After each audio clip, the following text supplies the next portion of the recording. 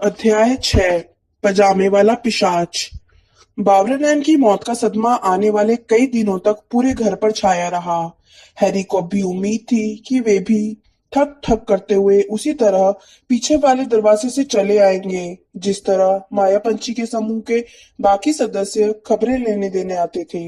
Harry को यह एहसास हुआ कि काम के अलावा कोई चीज अपराध बोध और दुख की उसकी भावनाओं पर मरहम नहीं लगा सकती।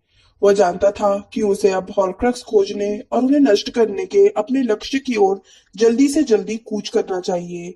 रॉन ने हॉर्क्रक्सो शब्द को बिना आवाज किए मुंह से बोलते हुए आगे कहा, के बारे में तुम 17 साल का होने तक कुछ नहीं कर सकते।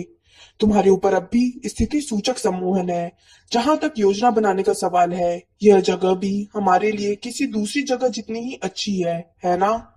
उसने अपनी आवाज फुसफुसाहट में बदल ली। या फिर तुम्हें उनका पता ठिकाना मालूम है? नहीं, हैरी ने स्वीकार किया। मुझे लगता है हरमाइनी इस बारे में थोड़ी छानबीन कर रही है, रॉन बोला। उसने कहा था कि वह तुम्हारे यहाँ आने के बाद इस बारे में बताएगी। वे नाश्ते की टेबल पर बैठे थे। मिस्टर वीजली और बिल अभी अभी ऑफिस के लिए निकले थे। मिसेस वीजली हरमाइनी और जिनी को जगाने के लिए ऊपर की मंजिल पर गई थी, जबकि फ्लर नहा रही थी। स्थितिक सूचक सम्मोहन 31 तारीख को खत्म होगा, हैरी ने कहा। इसका मतलब है कि मुझे यहाँ सिर्फ 4 दिन और रहना पड़ेगा, फिर मैं 5 दिन। रॉन ने दृढ़ता से उसकी बात काटते हुए बोला। हमें शादी के लिए रुकना पड़ेगा। अगर हम उसमें शामिल नहीं हुए तो वे दोनों हमारी जान ले लेंगी। हैरी समझ गया कि वे दोनों से रॉन का मतलब फ्लर और मिसेस वीजली से था। जब हैरी विद्रोह के मूड में नजर आया तो रॉन बोला, 1 दिन की ही तो बात है।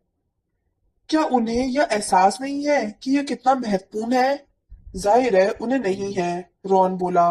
उन्हें जरा भी अंदाजा नहीं है। और अब जब इस बात का जिक्र छिड़ ही गया है, तो मैं तुम्हें इस बारे में एक बात कहना चाहता था। रॉन ने हॉल के दरवाजे की तरफ देखकर तसल्ली की कि मिसेस वीजली लौट तो नहीं रही है। फिर वह हैरी के करीब झुक गया। मम्मी हरमाइनी और मुझसे उगलवाने की कोशिश कर रही थी। वे जानना चाहती थी कि हम क्या करने जा रहे हैं। वे तुम पर भी कोशिश करेंगी, इसलिए तैयार रहना। डैडी और ल्यूपिन ने भी पूछा था, लेकिन जब हमने बताया कि डंबलडोर ने तुम्हें हमारे सिवाय किसी को यह बताने से मना किया है, तो उन्होंने कोशिश छोड़ दी। लेकिन मम्मी ऐसी नहीं है, वे तो जैसे जिद पकड़ चुकी हैं। रॉन की भविष्यवाणी कुछ ही घंटों में सच हो गई। लंच के कुछ ही पहले मिसेस वीजली ने हैरी को यह कहकर सबसे अलग बुलाया कि वह एक मोजे को पहचानने में उनकी मदद करे, जो उनके ख्याल से उसके बैग से गिर गया था।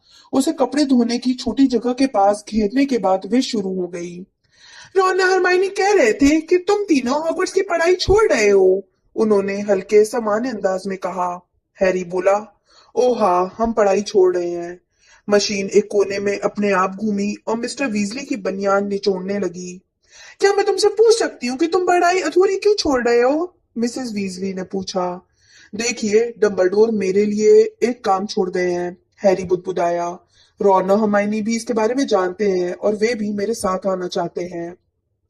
किस तरह का काम? मुझे अफसोस है लेकिन मैं बता नहीं। देखो, सच कहूं तो मुझे लगता है कि आर्थर और मुझे जानने का हक है। और मुझे यकीन है कि मिस्टर और मिसेस ग्रेंजर भी इस बात से सहमत होंगे, मिसेस वीजली ने कहा। हैरी को अभिभावकों के संयुक्त हमले का अंदेशा था। उसने कोशिश करके मिसेस वीजली से नजरें मिलाई। उनकी आंखों का रंग भी जीनी की आंखों की तरह ही भूरा था। इससे कोई मदद नहीं मिली। मिसेस वीजली डंबलडोर नहीं चाहते थे कि किसी और को इस बारे में पता चले। मुझे अफसोस है। वैसे रोना हमायनी को साथ जाने की जरूरत नहीं है, यह उनका फैसला है। मुझे तो लगता है कि तुम्हारे जाने की भी कोई जरूरत नहीं है, उन्होंने सारा नाटक छोड़ते हुए तपाक से कहा। तुम मुश्किल से 17 साल के हो, तुम तीनों ही। यह बिल्कुल बकवास है।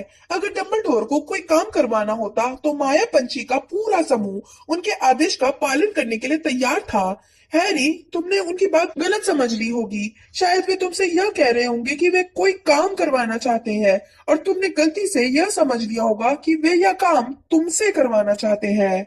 मुझसे समझने में कोई गलती नहीं हुई है, हैरी ने सपाट अंदाज में कह दिया। यह काम मुझे ही करना है। हैरी ने मिसेस वीजली को सुनहरे पैटर्न वाला एक मोजा थमा दिया, जिसे पहचानने के बहाने उन्होंने उसे बुलाया था। और यह मोजा मेरा नहीं है। मैं पैडमियर यूनाइटेड का फैन नहीं हूँ। ओह हाँ, जाहिर है। मिसेस वीजली अचानक एक बार फिर सामान्य होकर बोली। मुझे पता होना चाहिए था। अच्छा हैरी, तुम्हें बिल और फ्लेयर की शादी की तैयारी में मदद करने में तो कोई दिक्कत नहीं है ना? बहुत सारा काम पड़ा है।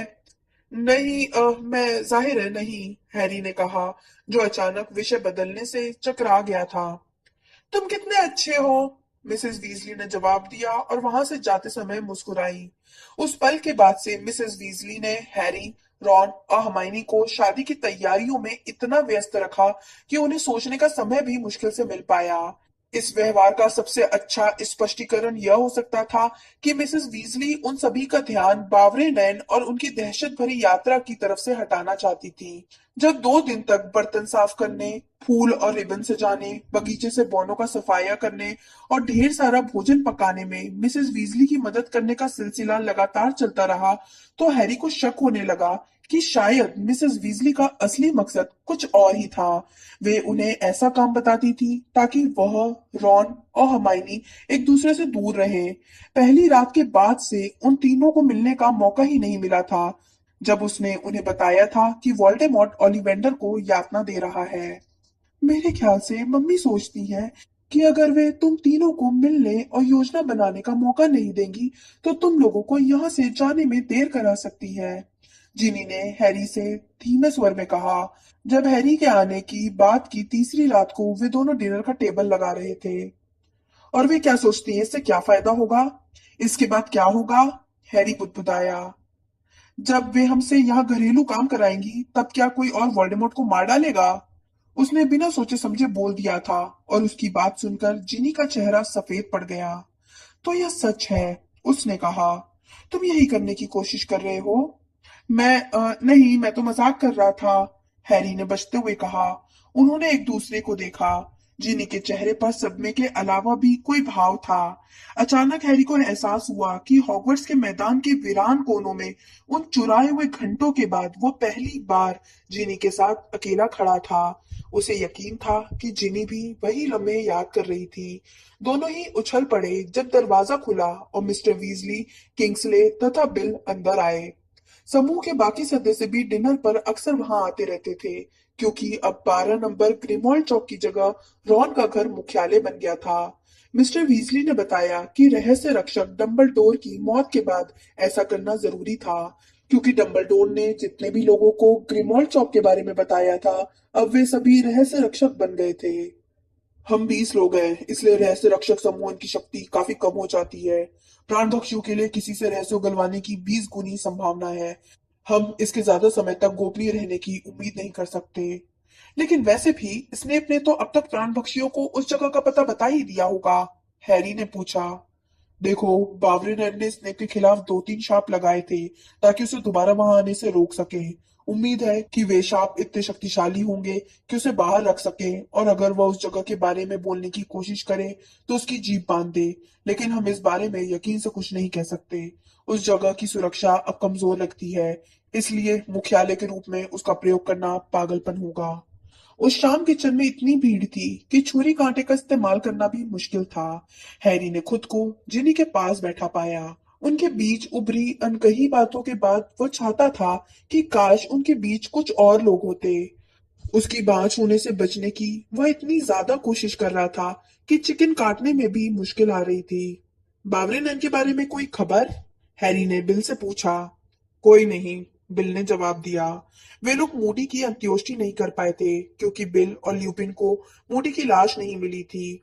उनके गिरने की जगह का ठीक ठीक पता नहीं था, क्योंकि उस वक्त अंधेरा था और युद्ध की दुविधा भी थी। दैनिक जादूगर में उनकी मौत या लाश के बारे में एक भी शब्द नहीं छपा है, बिल ने कहा। लेकिन इसका कोई खास मतलब नहीं है, यह अखबार आजकल बहुत खामोश है। और उन्होंने उस नाबालिग जादू के बारे में भी सुनवाई की खबर नहीं दी थी, जो मैंने प्राण पक्षियों से बचने के लिए किया था, हैरी ने टेबल के पार बैठे मिस्टर वीजली से कहा, जिन्होंने अपना सिर हिलाया। क्योंकि वे जानते थे कि मेरे पास कोई विकल्प नहीं था, या इसलिए क्योंकि वे दुनिया को यह नहीं पता चलने देना चाहते थे कि वोल्डेमॉर्ट ने मुझ पर हमला किया था? मुझे लगता है कि दूसरा अंदाजा सही है। दरअसल स्क्रीमग्योर यह स्वीकार ही नहीं करना चाहते हैं कि तुम जानते हो कौन इतना शक्तिशाली बन गया है। वे यह भी स्वीकार नहीं करना चाहते हैं कि अज़्काबान से कैदी सामूहिक रूप से फरार हो गए हैं। हाँ, जनता को सच्चाई क्यों बताना? हैरी ने कहा और अपना चाकू इतनी जोर से भींचा कि उसके दाहिने हाथ के पीछे के हल्के निशान की उसकी चमड़ी पर सफेद शब्द उभर आए। मुझे झूठ नहीं बोलना चाहिए। क्या मंत्रालय में कोई उनका विरोध करने को तैयार नहीं है? रॉन ने गुस्से से कहा। जाहिर है रॉन, है, लेकिन लोग दहशत में हैं, मिस्टर वीजली ने जवाब दिया। इस बात पर दहशत में है कि अगली बार वे गायब हो जाएंगे या उनके बच्चों पर हमला हो जाएगा। बुरी बुरी अफवाहें फैल रही हैं, जैसे मुझे तो यकीन नहीं है कि हॉगवर्ट्स की मगलू अध्ययन की प्रोफेसर ने इस्तीफा दे दिया है। वे कई हफ्तों से नजर नहीं आई हैं। इन दिनों स्क्रीमग्योर ज्यादा दिन अपने ऑफिस में बंद रहते हैं। काश वे कोई बेहतरीन योजना बना रहे हों। कुछ समय के लिए खामोशी छा गई, जिसमें मिसेस वीजली ने जादू से खाली प्लेटें उत्पन्न करके उनमें एप्पल टार्ट परोसा। जब सबको पुडिंग मिल गई तो फ्लर बोली, हैरी, हमें अब फैसला करना होगा कि तुम्हारा बेस कैसे बदला जाए। जब हैरी दुविधा में नजर आया तो उसने आगे कहा, शादी के लिए जाहिर है हम किसी प्राण पक्षी को न्योता नहीं देंगे, लेकिन हम इस बात की गारंटी नहीं दे सकते कि शैंपेन पीने के बाद किसकी जुबान नहीं फिसलेगी। यह सुनकर हैरी ने अंदाजा लगा लिया कि उसे अब भी हैग्रिड पर शक है। हाँ, अच्छी बात है, मिसेस वीजली ने टेबल के सिरे से कहा, जहां उनका चश्मा उनकी नाक के कोने पर टिका था और वे एक बहुत लंबे चंपत्र पर लिखे कामों की लंबी सूची को देख रही थी। रॉन, क्या तुमने अपना कमरा साफ कर लिया है? क्यों? रॉन ने चौंकते हुए कहा। उसने चम्मच नीचे पटक कर अपनी मम्मी को गुस्से से देखा। मेरे कमरे की सफाई की जरूरत क्यों है? वो जिस हाल में है उससे हैरी और मुझे कोई दिक्कत नहीं है। कुछ दिनों बाद तुम्हारे भाई की शादी होने वाली है लड़के। क्या उनकी शादी मेरे बेडरूम में होगी? रॉन ने तैश में आकर पूछा। नहीं ना, तो फिर आखिर मर्लिन की बाई? अपनी मम्मी से इस तरह बात मत करो, मिस्टर वीजली ने दृढ़ता से कहा, और उन्होंने जो काम बताया है चुपचाप कर दो। रॉन ने अपने माता पिता को गुस्से से घूरा, फिर अपनी चम्मच उठाकर बचे हुए एप्पल टार्ट पर हमला कर दिया। मैं भी मदद करता हूँ, उसमें से कुछ कचरा मेरा है, हैरी ने रॉन से कहा, लेकिन मिसेस वीजली बीच में ही बोल पड़ी। नहीं हैरी बेटा, मैं चाहती हूँ कि तुम आर्थर के साथ जाकर मुर्गियों के दबड़े की सफाई करो, और हमाइनी तुम जाकर मिस्टर और मिसेस डेलाकॉर के लिए चादरें बदल दो। तुम जानती हो वे कल सुबह 11 बजे आ रहे हैं। लेकिन जैसा कि पता चला, मुर्गियों के दबड़े में ज्यादा कुछ करने को नहीं था। मॉली से इस बात का जिक्र करने की जरूरत नहीं है, मिस्टर वीजली ने हैरी को दबड़े से थोड़ी दूर रोकते हुए कहा। टेड टोंग्स ने सीरियस की दुर्घटनाग्रस्त मोटरसाइकिल मुझे भेज दी है और मैं उसे यहाँ पर छिपा, मेरा मतलब है रख रहा हूँ। बहुत जोरदार चीज है, उसमें एग्जॉस्ट कैस्किन भी है। मुझे लगता है शायद उसका यही नाम है। बहुत ही बढ़िया बैटरी है और इस बात का पता लगाने का बहुत अच्छा मौका होगा कि ब्रेक किस तरह काम करते हैं। मैं इसे दोबारा जोड़ने की कोशिश करूंगा जब मौली यहाँ नहीं, मेरा मतलब है जब मेरे पास समय होगा। जब वे घर में लौटे तो मिसेस वीजली कहीं नहीं दिख रही थी, इसलिए हैरी चुपचाप रॉन के अटारी वाले बेडरूम में पहुंच गया। मैं कर रहा हूँ। ओह, तुम हो, रॉन ने राहत के साथ कहा जब हैरी कमरे में दाखिल हुआ। रॉन अपने पलंग पर वापस लेट गया, जिससे वह उसी समय उठा था। कमरा उतना ही गंदा था जितना पूरे हफ्ते रहा था। इकलौता परिवर्तन यह था कि हरमाइनी इस वक्त दूर वाले कोने में बैठी थी और उसकी रोएदार बिल्ली क्रुकशेंस उसके पैरों के पास बैठी थी। हरमाइनी कुछ किताबें छांट रही थी, जिनमें से कुछ हैरी की थी। वो किताबों को दो बड़े ढेरों में लगा रही थी। हाय हैरी, उसने कहा जब हैरी पलंग पर बैठा। तुम बचकर कैसे आ गई? ओह, रॉन की मम्मी भूल गई थी कि उन्होंने कल ही जिनी और मुझसे चादरें बदलवाई थी, हरमाइनी बोली। उसने न्यूमरोलॉजी एंड ग्रामेटिका को एक ढेर पर फेंका तथा गुप्त कलाओं का उत्थान और पतन को दूसरे ढेर पर। हम लोग अभी बावरीन के बारे में बात कर रहे थे, रॉन ने हैरी से कहा। मुझे तो लगता है कि वे बच गए होंगे, लेकिन बिल ने तो उन पर मारक शाप पड़ते देखा था, हैरी बोला। हाँ, लेकिन बिल पर भी तो हमला हो रहा था, रॉन ने कहा। वो इतने यकीन से कैसे कह सकता है कि उसने सही देखा था? अगर मारक शाप चूक भी गया हो तो भी बावरेन कम से कम 1000 फुट ऊपर से गिरे होंगे, हरमाइनी ने कहा, जो अब अपनी हाथ में ब्रिटेन और आयरलैंड की क्विडिश टीम में पुस्तकों को तौल रही थी। उन्होंने कवच सम्मोहन कर लिया होगा तो? फ्लर ने बताया था कि उनकी छड़ी उनके हाथ से छूट गई थी, हैरी बोला। अच्छा तो ठीक है, अगर तुम यही चाहते हो कि वे मर जाएं, रॉन ने चिढ़कर कहा और अपने तकिए पर मुक्का मारकर उसे आरामदेह आकार में किया। जाहिर है हम ये नहीं चाहते कि वे मर जाएं, हरमाइनी ने सदमे में आते हुए कहा। उनका मरना बहुत दुखद है, लेकिन हमें यथार्थवादी होना चाहिए। हैरी ने पहली बार यह कल्पना की कि बावरे नैन का शरीर डंबलडोर जितना ही टूट फूट गया था, लेकिन उनकी एक आंख अब भी अपने कोटर में घूम रही थी। उसके मन में हिकारत के भाव के साथ हंसने की अजीब इच्छा भी हुई। प्राण पक्षी ने शायद उनकी लाश छिपा दी होगी ताकि वह किसी को मिल ना पाए, रॉन ने समझदारी से कहा। हाँ, हैरी बोला, बाटिक राज की तरह, जिसे हड्डी में बदलकर हैग्रिड के सामने वाले बगीचे में दफना दिया गया था। उन्होंने शायद मूडी का रूप परिवर्तन कर दिया होगा और उन्हें कहीं पर दफना। नहीं, हरमाइनी चीखी। हैरी ने हैरान होकर देखा कि वह स्पेलमैन सिलेबरी किताब के ऊपर आंसू बहाने लगी थी। ओ नहीं, हैरी ने पुराने पलंग से उठने के लिए जूझते हुए कहा। हरमाइनी, मैं तुम्हें रुलाना नहीं चाहता था, लेकिन जंग लगे स्प्रिंग की चरमराहट के साथ रॉन ने अपने पलंग से छलांग लगाई और हरमाइनी के पास पहले पहुंच गया।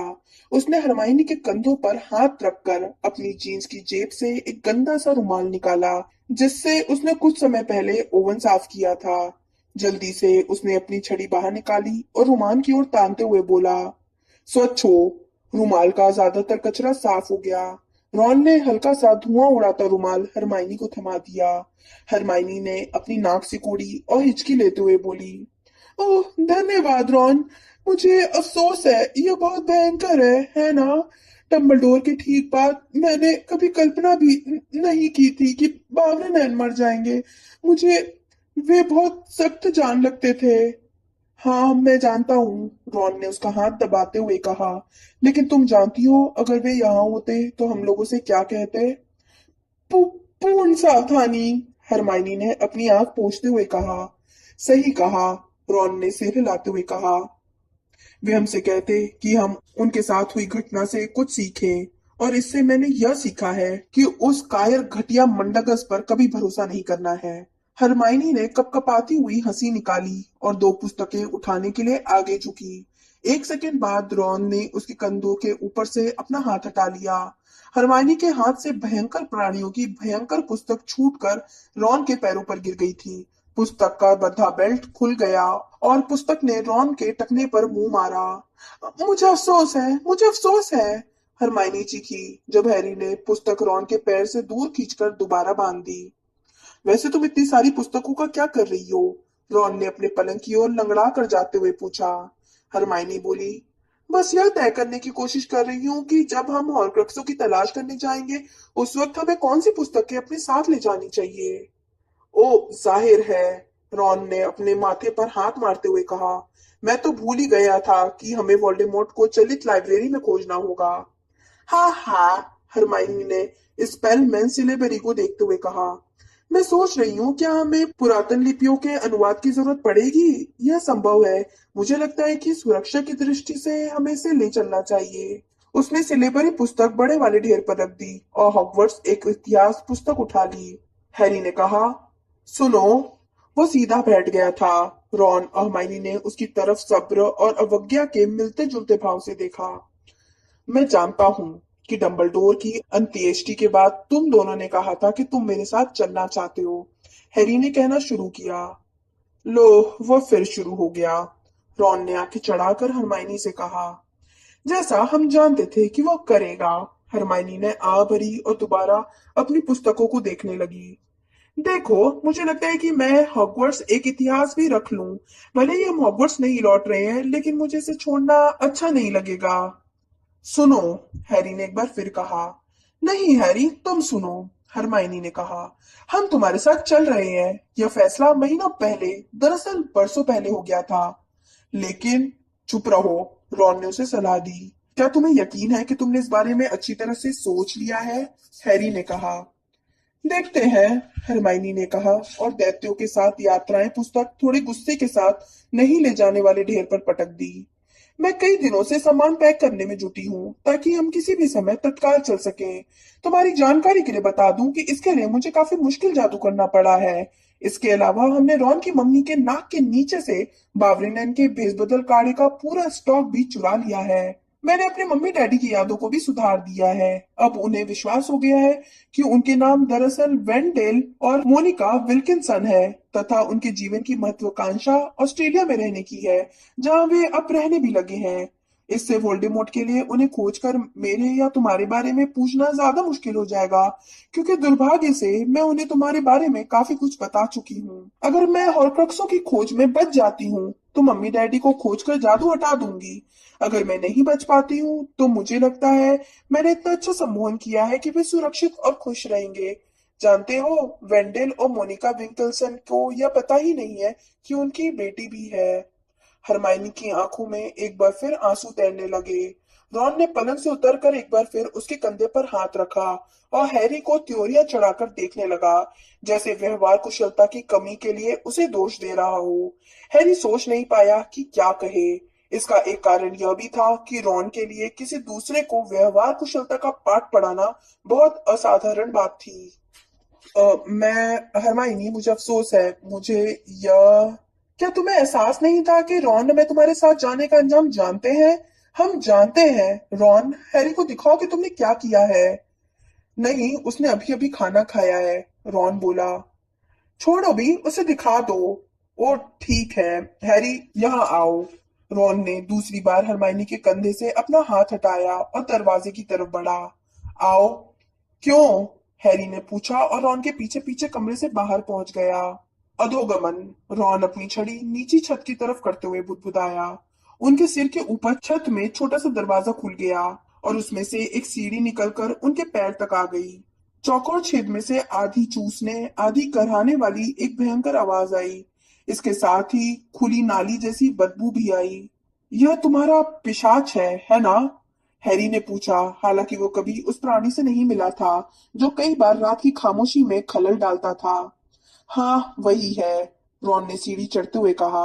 आकर देखो। हैरी रॉन के पीछे पीछे कुछ सीढ़ियां चढ़ा।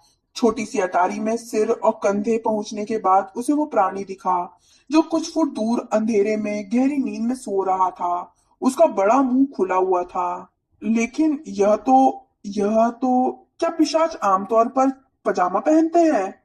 नहीं, रॉन ने कहा। आमतौर पर उनके बाल भी लाल नहीं होते हैं और उनके चेहरे पर इतने ज्यादा मवाद भरे फोड़े भी नहीं होते हैं।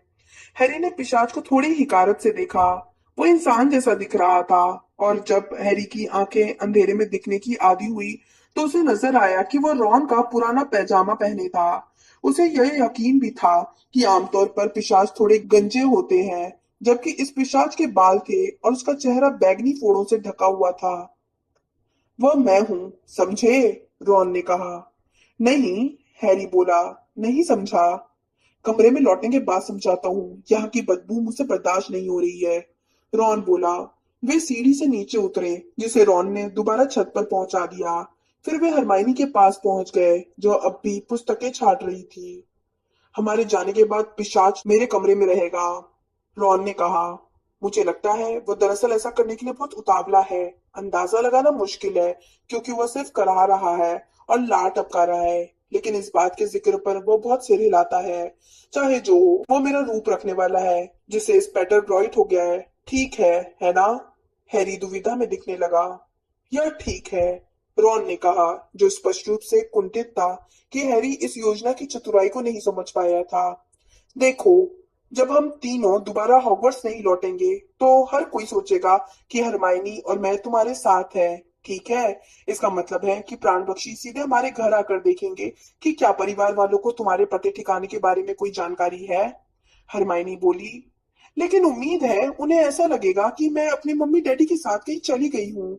मगलू परिवार में पैदा हुए बहुत से जादूगर इस वक्त छिपने की योजना बना रहे हैं। मेरे परिवार को छिपाया नहीं जा सकता, यह बहुत संदिग्ध लगेगा, और वे अपनी नौकरियां भी नहीं छोड़ सकते, रॉन बोला। इसलिए हम यह कहानी सुनाने वाले हैं कि इस पेटर ग्रॉइटर बीमारी का शिकार होने के कारण मैं स्कूल नहीं जा सकता। अगर कोई जांच करने आता है तो मम्मी या डैडी उन्हें मेरे पलंग पर लेटा पिशाच दिखा देंगे, जिसका चेहरा मवाद भरे फोड़ों से ढका होगा। स्पेटाग्रॉइड बहुत संक्रामक बीमारी है, इसलिए वे उसके ज्यादा करीब नहीं जाएंगे। इससे कोई फर्क नहीं पड़ता है कि वह कुछ बोल नहीं सकता है, क्योंकि संक्रमण के गले तक पहुंचने के बाद इस बीमारी में कोई कुछ बोल भी नहीं सकता है। और तुम्हारे मम्मी डैडी भी इस योजना में शामिल है? हैरी ने पूछा। डैडी है, उन्होंने पिशाच का रूप बदलने में फ्रेड और जॉर्ज की मदद की है। मम्मी देखो, तुम तो जानते ही हो कि वो कैसी हैं। जब तक हम यहाँ से चले नहीं जाएंगे तब तक वे मानने को तैयार ही नहीं होंगी कि हम जा रहे हैं। कमरे में खामोशी छा गई, जो सिर्फ हल्की धम की आवाज से ही टूटती थी जब हरमाइनी पुस्तकों को किसी ढेर पर फेंकती थी। रॉन बैठकर उसे देखता रहा। हैरी कभी एक को तो कभी दूसरे को देखता रहा, लेकिन उसके मुंह से कोई शब्द नहीं निकला। उन दोनों ने अपने परिवारों को बचाने के लिए जो इंतजाम किए थे, उनसे उसे यह एहसास हो गया कि वे सचमुच उसके साथ जा रहे थे और अच्छी तरह से जानते थे कि यह काम कितना खतरनाक है। वो उन्हें बताना चाहता था कि यह उसके लिए बहुत मायने रखता है, लेकिन उसे पर्याप्त सशक्त शब्द नहीं मिल पाए। खामोशी में 4 मंजिल नीचे से मिसेस वीजली के चिल्लाने की दबी हुई आवाज आई। जिनी ने शायद पॉक्सी नैपकिन रिंग पर धूल छोड़ दी है। रॉन बोला, क्या पता डेलाकोर परिवार शादी के 2 दिन पहले से यहाँ क्यों धमक रहा है। फ्लेयर की बहन दुल्हन की सखी है, उसे यहाँ रिहर्सल के लिए रखना होगा, और वो इतनी छोटी है कि अकेले नहीं आ सकती। हरमाइनी ने कहा, जब वह खतरनाक परी को भगाना पुस्तक को अनिश्चित निगाहों से देख रही थी। देखो, मेहमानों के आने से मम्मी का तनाव कम तो होगा नहीं, रॉन बोला। हमें यह फैसला करना होगा, हरमाइनी ने कहा, जब उसने रक्षात्मक जादुई सिद्धांत पुस्तक को कूड़ेदान में फेंकते हुए यूरोप में जादुई शिक्षा का सर्वेक्षण को उठाया कि यहाँ से निकलने के बाद हम कहाँ जाएंगे। हैरी, तुमने कहा था कि तुम सबसे पहले कॉर्टेक्स हॉलो जाना चाहते हो, और मैं इसका कारण समझती हूँ। लेकिन देखो, क्या हमें हॉर्क्रक्सों को अपनी पहली प्राथमिकता नहीं बनानी चाहिए? अगर हमें हॉर्क्रक्सों का पता ठिकाना मालूम होता तो मैं तुम्हारी बात से सहमत हो जाता, हैरी ने कहा, जिसे यकीन नहीं था कि हरमाइनी गोटेक्स हॉलो जाने की उसकी इच्छा को सचमुच समझ पाई थी। उसके माता पिता की कब्रें तो सिर्फ आंशिक आकर्षण थी। उसके मन में एक प्रबल, हालांकि अस्पष्ट भाव था कि उस जगह उसे अपने सवालों के जवाब मिल जाएंगे। शायद ऐसा इसलिए था क्योंकि वहां पर वह वोल्डेमॉर्ट के मारक शाप से बचा था। अब हैरी उस कारनामे को दोहराने की तैयारी कर रहा था, इसलिए वह उस जगह के प्रति आकर्षित हुआ जहां यह सब पहली बार हुआ था। तुम्हें नहीं लगता कि वोल्डेमॉर्ट गॉड्रिक्स हॉलो पर नजर रख रहा होगा? हरमाइनी ने पूछा। शायद वो उम्मीद कर रहा होगा कि जब तुम अपनी मनमर्जी से घूमने फिरने के लिए आजाद हो जाओगे तो तुम अपने माता पिता की कब्र देखने जाओगे। यह तो हैरी के दिमाग में आया ही नहीं था। जब वो इसके जवाब की तर्क खोज रहा था तभी रॉन बोला, जो अपने विचारों में खोया लग रहा था। यह आरएबी आदमी, उसने कहा, वही जिसने असली लॉकेट चुराया था। हरमाइनी ने सिर हिलाया। उसने अपने संदेश में लिखा था कि वह इसे नष्ट करने वाला है ना? हैरी ने अपने बैग को पास खींचकर वह नकली हॉर्क्रक्स बाहर निकाला, जिसमें अब भी आरएबी की मुड़ी हुई चिट्ठी थी। मैंने असली हॉर्क्रक्स चुरा लिया है और मैं इसे जल्दी से जल्दी नष्ट करने का इरादा रखता हूँ। हैरी ने उसे पढ़ा। अगर उस आदमी ने उसे नष्ट कर दिया होगा तो? रॉन ने कहा। या उस औरत ने? हरमाइनी बीच में बोल पड़ी। चाहे जो हो, रॉन बोला, हमारा एक काम कम हो जाएगा। हाँ, लेकिन फिर भी हमें असली लॉकेट को तो खोजना ही होगा, है ना? हरमाइनी बोली, ये पता लगाने के लिए कि उसे नष्ट किया भी गया है या नहीं। और हॉकरस को खोजने के बाद हम उसे नष्ट कैसे करेंगे? रॉन ने पूछा। देखो, हरमाइनी बोली, मैं इस बारे में छानबीन कर रही हूँ। कैसे? हैरी ने कहा। मुझे नहीं लगता था कि लाइब्रेरी में हॉकरक्सों पर कोई पुस्तक थी। नहीं थी, हरमाइनी ने कहा, जिसका चेहरा गुलाबी हो गया था।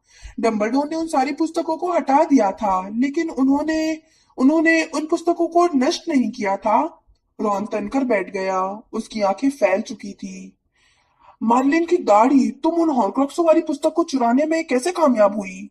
यह दरअसल चोरी नहीं थी, हरमाइनी ने कहा, जो हताशा से कभी हैरी तो कभी रॉन को देख रही थी। वे लाइब्रेरी की पुस्तकें थी, भले ही डम्बलडोर ने उन्हें लाइब्रेरी से हटा दिया हो। चाहे जो हो, अगर वे सचमुच किसी को उन्हें नहीं पकड़ने देना चाहती तो मुझे यकीन है कि वो मुझे इतनी आसानी से नहीं मिल पाती। मुद्दे पर आओ, रॉन बोला। देखो, ये बहुत आसान था, हरमाइनी ने धीरे से कहा। मैंने बस एक आह्वान मंत्र का इस्तेमाल किया, आगमनो, और वे डंबलडोर की स्टडी की खिड़की से सीधे लड़कियों के कमरे में आ गईं। लेकिन तुमने ये काम किया कब? हैरी ने पूछा, जो हरमाइनी को प्रशंसा और हैरत के मिले जुले भाव से देख रहा था। उनकी डंबलडोर की अंत्येष्टि के ठीक बाद। हरमाइनी ने और भी धीमी आवाज में कहा। जब हमने ये फैसला किया था कि हम स्कूल छोड़कर हॉकरक्सों की तलाश करने जाएंगे, जब मैं अपना सामान लाने के लिए ऊपर की मंजिल पर गई तो मेरे दिमाग में एक ख्याल आया कि हमें हॉकरक्स के बारे में जितनी जानकारी हासिल होगी उतना ही अच्छा रहेगा। मैं वहां पर अकेली थी, इसलिए मैंने कोशिश की और मेरी कोशिश कामयाब हो गई। वे खुली खिड़की से उड़ती हुई अंदर आ गई और मैंने मैंने उन्हें पैक कर लिया। उसने थूक निगला और फिर आग्रह करते हुए बोली, मुझे नहीं लगता कि डम्बलडोर इससे नाराज होते। हम लोग इस जानकारी का इस्तेमाल हॉकर्स को बनाने के लिए नहीं कर रहे हैं, है ना? हम इस बारे में शिकायत थोड़ी ही कर रहे हैं, रॉन ने कहा। वैसे वे पुस्तकें हैं कहाँ? हरमाइनी ने एक पल के लिए खोजा और फिर ढेर में से एक बड़ी सी पुस्तक निकाली जिस पर धुंधले हो चुके काले चमड़े की जिल्द चढ़ी थी। हरमाइनी ने मुंह बनाकर उसे इस तरह पकड़ा जैसे वो कोई ऐसी चीज हो जो हाल ही में मर गई हो। यही वह किताब है जिसमें हॉकर्स बनाने के बारे में विस्तृत निर्देश दिए गए हैं। सबसे शैतानी जादू के रहस्य। यह पुस्तक भयंकर है। इसमें सचमुच बहुत भयंकर बुरा जादू भरा है। मैं सोच रही हूँ कि डम्बलडोर ने इसे लाइब्रेरी से कब हटाया होगा। अगर उन्होंने हेडमास्टर बनने के बाद इसे हटाया है तो मैं शर्त लगाती हूँ कि वोल्डेमॉर्ट को इसी में अपनी जरूरत के सारे निर्देश मिल गए होंगे। रॉन ने पूछा। अगर उसने सब कुछ पहले ही पढ़ लिया था तो फिर उसने स्लगहॉर्न से हॉकर्स बनाने का तरीका क्यों पूछा? वह तो स्लगहॉर्न के पास सिर्फ यह पता लगाने गया था कि आत्मा के 7 टुकड़े करने पर क्या होगा, हैरी ने कहा। डंबलडोर को यकीन था कि जब रिडल ने स्लगहॉर्न से हॉकर्स के बारे में पूछा था उससे पहले ही वह हॉकर्स बनाने का तरीका जान चुका था। मुझे लगता है तुम्हारा कहना सही है हरमाइनी। उसे इस पुस्तक से सारी जानकारी आसानी से मिल सकती थी। और मैंने उनके बारे में जितना ज्यादा पढ़ा, हरमाइनी ने कहा, वे मुझे उतनी ही ज्यादा भयंकर लगे और मुझे उतना ही कम यकीन हुआ कि उसने दरअसल 6 हॉर्क्रक्स बना लिए हैं। इस पुस्तक में चेतावनी दी गई है कि आत्मा के टुकड़े करने के बाद आप बहुत अस्थिर बन सकते हैं, और वह भी सिर्फ एक हॉर्क्रक्स बनाने के बाद। हैरी को याद आया डंबलडोर ने कहा था कि वोल्डेमॉर्ट सामान्य बुराई की हद पार कर गया था। क्या आत्मा के टुकड़ों को फिर से जोड़ने का कोई तरीका है? रॉन ने पूछा। हाँ, हरमाइनी ने खोखली मुस्कान से कहा, लेकिन यह बहुत ही दर्द भरा होगा। क्यों? ऐसा कैसे किया जा सकता है? हैरी बोला। पश्चाताप से, हरमाइनी बोली। आपको सचमुच अपनी गलती को महसूस करना होगा। यह फुटनोट में लिखा था। जाहिर है इसका दर्द आपको नष्ट कर सकता है। वैसे मुझे नहीं लगता कि वोल्डेमॉर्ट पश्चाताप करने की कोशिश करेगा, है ना? नहीं, हैरी ने जवाब देने से पहले ही रॉन बोल उठा। क्या इस पुस्तक में हॉर्क्रक्सों को नष्ट करने का तरीका दिया है? हाँ, हरमाइनी ने कहा, जो अब कमजोर पन्नों को इस तरह पलट रही थी जैसे सड़ी हुई आंतों की जांच कर रही हो, क्योंकि यह शैतानी जादूगरों को चेतावनी देती है कि उन्हें हॉर्क्रक्सों पर कितने सशक्त सम्मोहन करने चाहिए। मैंने जितना पढ़ा है उसके आधार पर हैरी ने रिडल की डायरी के साथ जो किया वो हॉर्क्रक्स को नष्ट करने के सबसे अचूक तरीकों में से एक था। काल दृष्टि के जहरीले दांतों से वार करना? हैरी ने पूछा। ओह, अच्छी बात है। कितनी अच्छी किस्मत है कि हमारे पास काल दृष्टि के जहरीले दांतों का ढेर सारा स्टॉक है, रॉन बोला। मैं तो सोच ही रहा था कि हम इतने सारे दांतों का आखिर क्या करेंगे। जरूरी नहीं है कि ये काल दृष्टि का जहरीला दांत ही हो, हरमाइनी ने धैर्यपूर्वक कहा। या कोई भी इतनी विनाशक चीज होनी चाहिए ताकि हॉर्क्रक्स खुद अपनी मरम्मत न कर पाए। काल दृष्टि के जहर का सिर्फ एक ही इलाज है और वो इतना दुर्लभ है। माया पंछी के आंसू, हैरी ने सिर हिलाते हुए कहा। बिल्कुल, हरमाइनी बोली। हमारी समस्या यह है कि काल दृष्टि के जहर जितनी विनाशक चीजें बहुत कम है और उन्हें साथ रखना खतरनाक भी है। हमें यह समस्या को सुलझाना होगा, क्योंकि हॉर्क्रक्स को तोड़ने फोड़ने या चकनाचूर करने से काम नहीं चलेगा। आपको उसे इस तरह नष्ट करना होगा ताकि इसकी जादुई मरम्मत न हो पाए। लेकिन अगर हम उस चीज को नष्ट कर दें जिसमें आत्मा का वो टुकड़ा रहता है, रॉन ने कहा, तो वो टुकड़ा किसी और चीज में जाकर क्यों नहीं रह सकता? क्योंकि हॉर्क्रक्स इंसान से बिल्कुल विपरीत होता है। हैरी और रॉन को पूरी तरह दुविधा में देखकर हरमाइनी ने जल्दी से आगे कहा। देखो रॉन, अगर मैं इस वक्त एक तलवार उठाकर तुम्हारे पार कर दूं तो तुम्हारी आत्मा को जरा सा भी नुकसान नहीं होगा, जो कि मेरे लिए बहुत ही राहत की बात होगी, मुझे यकीन है, रॉन बोला। हैरी हंस दिया। दरअसल यही होना चाहिए। मेरे कहने का मतलब है कि तुम्हारे शरीर को चाहे जो हो, तुम्हारी आत्मा बच जाएगी। हरमाइनी बोली। लेकिन हॉर्क्रक्स के मामले में यह विपरीत है। इसके भीतर की आत्मा का टुकड़ा बचाव के लिए इसके पात्र यानी सम्मोहित पदार्थ पर निर्भर है। यह इसके बिना अस्तित्व में ही नहीं रह सकता। जब मैंने डायरी में जहरीला दांत गड़ाया था तो यह एक तरह से मर गई थी, हैरी ने कहा, और उसे याद आया कि उसके बाद पन्नों से स्याही खून की तरह बही थी और गायब होते समय वोल्डेमॉर्ट की आत्मा के टुकड़े की चीख सुनाई दी थी। और जब डायरी सही तरीके से नष्ट हो गई तो उसके भीतर बंद आत्मा का टुकड़ा भी नष्ट हो गया। जिनी ने तुमसे पहले डायरी को पानी से बहाकर उससे छुटकारा पाने की कोशिश की थी, लेकिन जाहिर है वह जैसी की तैसी वापस लौट आई थी। जरा ठहरो, रॉन ने त्योरियां चढ़ाते हुए कहा। उस डायरी में आत्मा का जो टुकड़ा था उसने जिनी को अपने वश में कर लिया था, है ना? यह कैसे हो गया? उस समय तक जादुई पार्ट सही सलामत था, लेकिन किसी व्यक्ति के ज्यादा करीब पहुंचने पर पात्र के भीतर की आत्मा का टुकड़ा उसके अंदर बाहर आ जा सकता है। मेरा मतलब उसे ज्यादा देर तक पकड़ने से नहीं है। इसका उस वस्तु को छूने से कोई संबंध नहीं है, हरमाइनी ने रॉन के बोलने से पहले ही कह दिया। मेरा मतलब भावनात्मक निकटता से है। जिनी ने उस डायरी में अपना दिल निकाल कर रख दिया था। उसने खुद को कमजोर बना लिया था। अगर आप हॉर्क्रोस को बहुत पसंद करने लगो या उस पर निर्भर हो जाए तो मुश्किल में पड़ सकते हैं। मैं सोच रहा हूँ कि डंबलडोर ने उस अंगूठी को कैसे नष्ट किया होगा, हैरी ने कहा। मैंने उनसे बात क्यों नहीं पूछी? मैंने कभी भी। उसकी आवाज रुक गई। वह उन सारी चीजों के बारे में सोच रहा था जो उसे डंबलडोर से पूछना थी। पता नहीं क्यों हेडमास्टर की मौत के बाद से हैरी को लग रहा था कि उसने ज्यादा पता लगाने के बहुत सारे मौके गंवा दिए थे, हर चीज का पता लगाने के। खामोशी तभी टूटी जब बेडरूम का दरवाजा धमाके के साथ खुला, जिससे दीवारें हिल गईं। हरमाइनी की चीख निकल गई और उसके हाथ से सबसे शक्तिशाली जादू के रहस्य की पुस्तक छूट गई। क्रुक्षेंस छलांग लगाकर पलंग के नीचे घुस गई और गुस्से से घुर्राने लगी। रॉन पलंग से कूदा और जमीन पर पड़ी चॉकलेट मेटक की पन्नी पर फिसल गया, जिससे उसका सिर सामने वाली दीवार से टकरा गया। हैरी ने अपनी छड़ी की तरफ छलांग लगा दी, लेकिन फिर उसे एहसास हुआ कि सामने मिसेस वीजली थी, जिनके बाल बिखरे हुए थे और चेहरा गुस्से से भींचा हुआ था। इस आरामदेह मीटिंग में खलल डालने के लिए माफी चाहती हूँ, उन्होंने थर्राती हुई आवाज में कहा। मैं जानती हूँ कि तुम लोगों को आराम की जरूरत है, लेकिन मेरे कमरे में शादी के तोहफे पड़े हुए हैं जिन्हें छापना है, और तुम लोगों ने मदद करने के लिए हाँ की थी। ओह हाँ, हरमाइनी ने दहशत में आते हुए कहा और उछलकर खड़ी हो गई, जिससे पुस्तकें हर दिशा में उड़ने लगी। हम आते हैं, हम हमें अफसोस है। हैरी और रॉन को दुख भरी निगाह से देखने के बाद हरमाइनी जल्दी से मिसेस वीजली के पीछे पीछे कमरे से बाहर निकल गई। यह तो घरेलू जिन जैसा हाल है, रॉन ने अपना सिर मलते हुए धीमे स्वर में शिकायत की, जब वो और हैरी पीछे पीछे गए। सिवाय इसके कि इस काम के लिए हमें कोई संतुष्टि नहीं मिलती है। ये शादी जितनी जल्दी निपट जाए उतना ही अच्छा है। हाँ, हैरी ने कहा। फिर हम लोगों को हॉर्क्रक्स खोजने के अलावा कुछ नहीं करना पड़ेगा। यह तो पिकनिक मनाने जैसा होगा, है ना? रॉन हंसने लगा, लेकिन मिसेस वीजली के कमरे में रखे शादी के तोहफों के विशाल ढेर को देखकर उसकी हंसी एकदम रुक गई। डेलाकोर परिवार अगली सुबह 11 बजे आ गया। हैरी, रॉन, हर्माइनी और जिनी अब तक फ्लर के परिवार से काफी चिढ़ने लगे थे। पोशाक के रंग से मिलते जुलते मोजे पहनने के लिए रॉन मुंह बनाकर और पैर पटकता हुआ ऊपर की मंजिल पर गया। हैरी ने अपने बाल जमाने की कोशिश की। तैयार होने के बाद वे डेलाकोर परिवार का स्वागत करने के लिए पीछे के धूप भरे अहाते में पहुंच गए।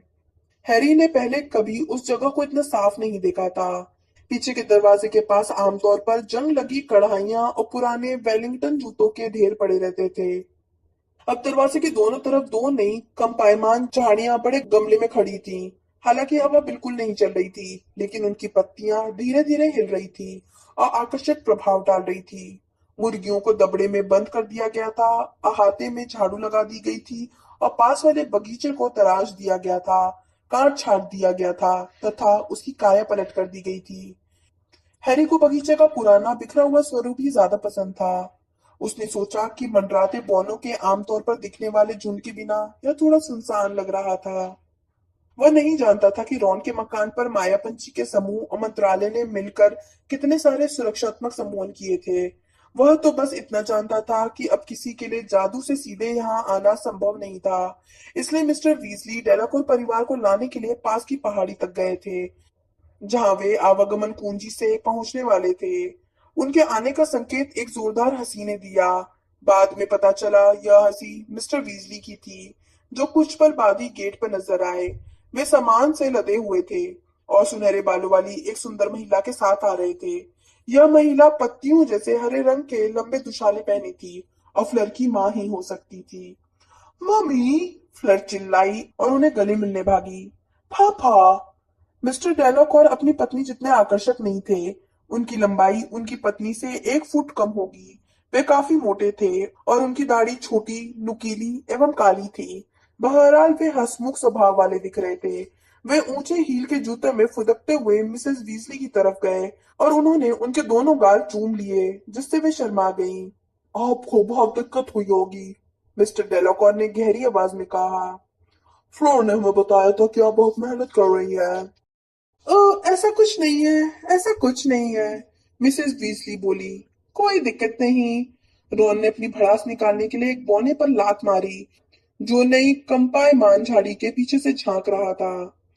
प्यारी महिला, मिस्टर डेलाकॉर ने कहा, जो अब भी अपने दोनों मोटे हाथों के बीच मिसेस बिजली का हाथ थामे थे और मुस्कुराए जा रहे थे। हमारे परिवारों के एक होने से हम बहुत गौरवान्वित हैं। आइए, मैं आपका परिचय अपनी पत्नी एपोलाइन से करवाता हूँ। मैडम डेलाकॉर आगे बढ़ी और उन्होंने भी झुक कर मिसेस वीजली को चूम लिया। बेहतरीन, उन्होंने कहा। आपके पति हमें बड़ी मजेदार कहानियां सुना रहे थे। मिस्टर वीजली पागलों की तरह हंसे। मिसेस वीजली ने उन्हें आंखें तरेर कर देखा, जिस पर वे तत्काल खामोश हो गए। अब उनके चेहरे पर ऐसा भाव आ गया जैसे वे किसी करीबी दोस्त के बीमार होने पर उन्हें देखने आए हों। और जाहिर है आप मेरी छोटी बेटी गैब्रिएला से तो मिल ही चुके हैं, मिस्टर डेलाकॉर ने कहा। गैब्रिएला फ्लर का ही छोटा रूप थी। उसकी उम्र 11 साल थी और उसके कमर तक लंबे बाल चांदी जैसे सुनहरे थे। उसने मिसेस वीजली को प्यारी मुस्कान दी और उनके गले लगी। फिर उसने हैरी की तरफ उत्साह से देखकर पलकें झपकाईं, जिन्नी जोर से खखार कर गला साफ करने लगी। अच्छा, तो अंदर चलें, मिसेस बीजली ने दमकते हुए कहा और वे डेलाकॉर परिवार को घर के अंदर ले गईं। हालांकि चलते समय पहले आप बिल्कुल नहीं, हाँ हाँ क्यों नहीं जैसे वाक्य बहुत बार बोले गए। जल्दी यह पता चल गया कि डेलाकॉर दंपति मदद करने वाले खुशनुमा मेहमान थे। वे हर चीज पर खुशी जाहिर करते थे और शादी की तैयारी में मदद करने के लिए उत्सुक थे। मिस्टर डेलाकॉर ने बैठक व्यवस्था से लेकर दुल्हन की सखियों की जूतियों तक हर चीज को बेहतरीन का खिताब दे दिया। मैडम डेलाकॉर घरेलू मंत्रों में बेहद निपुण थी और उन्होंने पल भर में ही ओवन को सही तरीके से साफ कर दिया। गैब्रियल अपनी बड़ी बहन के पीछे पीछे घूमती रही, हर तरह से उसकी मदद करने को तत्पर रहती थी और फर्राटेदार फ्रेंच बोलती रहती थी। दिक्कत सिर्फ यह थी कि रॉन के घर में इतने सारे लोगों के रहने के लिए जगह नहीं थी। मिस्टर और मिसेस वीसली अब सिटिंग रूम में सो रहे थे। मिस्टर और मैडम डेलाकॉर इसके लिए राजी नहीं हो रहे थे, लेकिन वीजली दंपति ने इस बात पर जोर दिया कि वे उनके बेडरूम में ही सोएं। गैब्रियल फ्लर के साथ पर्सी के पुराने वाले कमरे में सो रही थी। चार्ली, जो बिल का बेस्ट मैन बनने वाला था, रोमानिया से अब तक नहीं आया था और आने के बाद वो बिल के साथ सोने वाला था। मिलकर अकेले में योजनाएं बनाने के अवसर अब लगभग खत्म हो चुके थे। हताशा में हैरी, रॉन और हर्माइनी ने भीड़ भरे मकान से दूर रहने के लिए मुर्गियों को दाना डालने का प्रस्ताव रखा। लेकिन वे अब भी हमें अकेला नहीं छोड़ रही हैं, रॉन गुर्राया, जब अहाते में मीटिंग करने की उनकी दूसरी कोशिश को मिसेस वीजली ने नाकाम कर दिया, जो अपने हाथ में कपड़ों की एक बड़ी बाल्टी उठाकर उनकी तरफ चली आ रही थी। ओह, अच्छा हुआ तुमने मुर्गियों का दाना डाल दिया, वे उनके करीब आने पर बोली। अब अच्छा यही रहेगा कि हम उन्हें दोबारा बंद कर दें, इससे पहले कि कल शादी का तंबू लगने आए, उन्होंने मुर्गियों के दबड़े से टिकते हुए कहा। वे थकी हुई लग रही थी। मिलामेंट के जादुई तंबू, वे बहुत अच्छे होते हैं, बिल उन्हें लेकर आएगा। उन लोगों के आने पर तुम अंदर ही रहना हैरी। मैं तो यही कहूंगी कि इतने सारे सुरक्षा समूहों के कारण शादी के आयोजन में बहुत दिक्कत हो रही है। मुझे अफसोस है, हैरी ने कातरता से कहा। ओह, नादानों जैसी बात मत करो बेटे, मिसेस वीजली फौरन बोली। मेरा यह मतलब नहीं था। देखो, तुम्हारी सुरक्षा बहुत ज्यादा महत्वपूर्ण है।